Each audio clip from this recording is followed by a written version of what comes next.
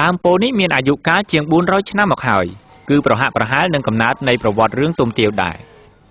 គូស្នេហ៍មួយគូនេះបានសុខចិត្តពលីជីវិតរបស់ខ្លួនដើម្បីស្នេហាស្មោះស្ម័គ្ររបស់គេទាំងពីរ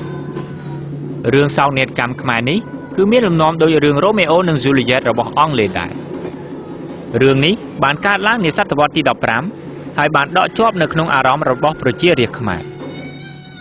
ទុំនិងទាវសុខចិត្តស្លាប់ខ្លួនដើម្បីប្រយុទ្ធប្រឆាំងនឹងទំនៀមទម្លាប់ចាស់បុរាណនំមិនធំជាងនាឡិរឿងទុំទាវជាប្រភេទរឿងមួយដែលរាយរាប់អំពីស្នេហាស្មោះស្ម័គ្រដែលប្រឈមមុខនឹងអំណាចរបស់មាតាបិតាជាពិសេសគឺអំណាចរបស់ឪពុកម្ដាយទៅលើកូនក្នុងការជ្រើសរើសគូស្រករអំណាចនេះគឺមានឥទ្ធិពលយ៉ាងខ្លាំងនៅក្នុងសម័យបុរាណទុំនិងទាវក៏ជាអ្នករងគ្រោះដោយសារអំណាចនេះដែរទុំរស់នៅស្រុកបាភ្នំរីឯទាវរស់នៅក្នុងភូមិពោធិ៍ជើងខាលស្ថិតនៅក្នុងស្រុកត្បូងឃ្មុំដែលបច្ចុប្បន្ននេះមានទីតាំងនៅតាមបណ្ដោយថ្នល់ជាតិលេខ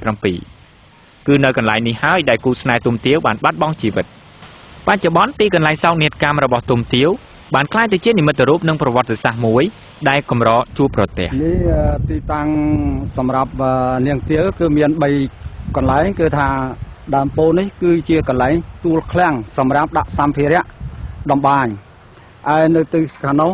គឺថាគឺជាកន្លែងបង្គោលកៃសម្រាប់ដំបាញនៅឯខាងនោះគឺថាជាទីកន្លែងមរណភាពរបស់ទុំនិងទាវគឺថានៅជិតវត្តក្នុងឯងគឺថាចម្ងាយប្រហែលជា2គីឡូម៉ែត្រពីដើមពោធិ៍ទួលឃ្លាំងនេះទៅគឺអ្នកភូមិការពិតខ្ញុំក្នុងនាមអាជ្ញាធរស្រុកត្បូងឃ្មុំក៏ដូចជាប្រជាប្រដ្ឋដែលនៅក្នុងស្រុកត្បូងឃ្មុំទាំងមូលដែរហើយជាពិសេសគឺអ្នកភូមិជើងខាលនេះគេខំរក្សានេះគេដំណើរដែលមានដីនៅប៉ុណ្ណឹងដីនេះគឺដីអត់មានប្រជាប្រដ្ឋណាគាត់យកទេគាត់ទុកជាដំណើររបស់នាងទាវទាំងដីភូមិនេះទាំងដីឃ្លាំងនេះគឺថាជា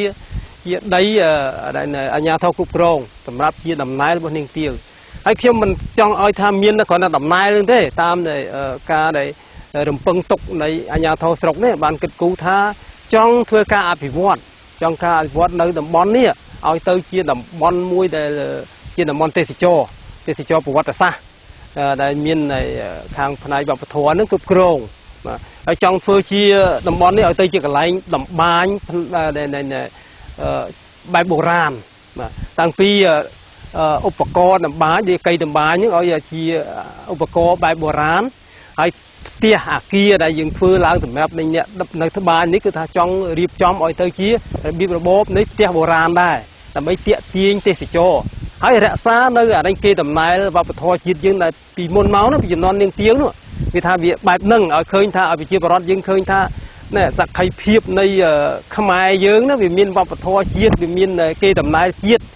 ជាពិសេសនៅភូមិជើងខាលស្រុកត្បូងឃ្មុំវាពាក់ព័ន្ធនឹងរឿងនាងទាវនេះនៅកន្លែងនេះបាទប្រវត្តិទុំទាវត្រូវបានផ្សព្វផ្សាយតគ្នាពីជំនាន់មួយទៅជំនាន់មួយទុំគឺជាព្រះសង្ឃមួយអង្គដោយសារតែសម្លេងពីរោះនិងមានទេពកោសល្យក្នុងការស្មូតទុំត្រូវបានប្រជាជននៅភូមិពោធិ៍ជើងខាលសរសើរនិងរាប់អានយ៉ាងរាក់ទាក់ទុំមានរូបសម្បត្តិស្រស់ស្អាតនិងមានចំណេះវិជ្ជាខ្ពង់ខ្ពស់នាងទាវដែលជាក្រមុំចូលម្លប់បានលងស្នេហ៍លើរូបទុំស្នេហ៍កម្មរន្ទះរបស់អ្នកទាំងពីរបានធ្វើឲ្យរូបទុំលាចាកសិក្ខាបទដោយពុំមានការអនុញ្ញាតពីលោកគ្រូព្រះចៅអធិការវត្តចំណែកឯម្ដាយទាវពុំយល់ព្រមលើកូនស្រីរបស់ខ្លួនឲ្យទុំឡើយគាត់បានសន្យារៀបការកូនស្រីរបស់គាត់ឲ្យទៅមើលងួនកូនប្រុសរបស់អកជូនចៅហ្វាយខេត្តត្បូងឃ្មុំដោយមានទុក្ខធ្ងន់ព្រោះតែសេចក្តីស្នេហាទុំទាវក៏បានសុំជំនួយពីព្រះរាជាក៏បានសម្រេចចិត្តរៀបការដល់ទុំហើយនឹងទាវព្រះរាជសារគឺជាសក្ខីភាពនៃអាពាហ៍ពិពាហ៍របស់ទុំទាវតែដើម្បីតែភាពស្មោះត្រង់របស់ខ្លួនទុំពុំបានបង្ហាញព្រះរាជសារនោះទេនៅពេលដែលទុំមករកគូស្នេហ៍របស់ខ្លួនដែលត្រូវបានម្ដាយពង្រត់មករៀបការទុំត្រូវបានសេនារបស់អកជូនចាប់យកទៅសម្លាប់សពថ្ងៃនេះប្រជាជននៅភូមិពោធិ៍ជើងខាលហើយនិងអ្នកនៅភូមិជិតនោះតែងតែលើកសរសើរអំពីភក្តីភាពរបស់ទុំទាវប៉ុន្តែពួកគាត់ក៏មានការភ័យខ្លាចផងដែរដោយខ្លាចថាប្រវត្តិស្នេហាដ៏កំសត់នេះកើតឡើងជាថ្មីម្ដងទៀតខ្លាចណាស់ខ្លាចហើយបានតាមចិត្តកូនខ្លាចកូនងាប់ហ្នឹងលោកហងៃអញ្ចឹងអស់ហើយអត់មានដូចជាប៉ាន់ទេអត់មានទេក៏ឲ្យតាមសម័យចិត្តកូនហ្នឹងកូនត្រូវថាឲ្យហ្នឹងក៏ដោយមានក្រោយណាអត់មានគិតថាណែថ្ងៃអញឲ្យប្តីទៅអ្នកមានអ្នកក្រអញមិនឲ្យចុះបើកូនស្រឡាញ់អ្នកក្រណា អានឹងយើងធ្វើឃាតធ្វើអាម៉េចគៀងគល់រស់អាប្រុសឲ្យស្លាប់អីទៅដើម្បីយកកូនយើងមកឲ្យអត់បានទេឥឡូវនេះអត់បានទេលោកអត់បានទេណាសិទ្ធិរបស់មនុស្សឥឡូវនេះអត់មានធ្វើចង់កើតទេម៉ែឪអត់ធ្វើកើតទេ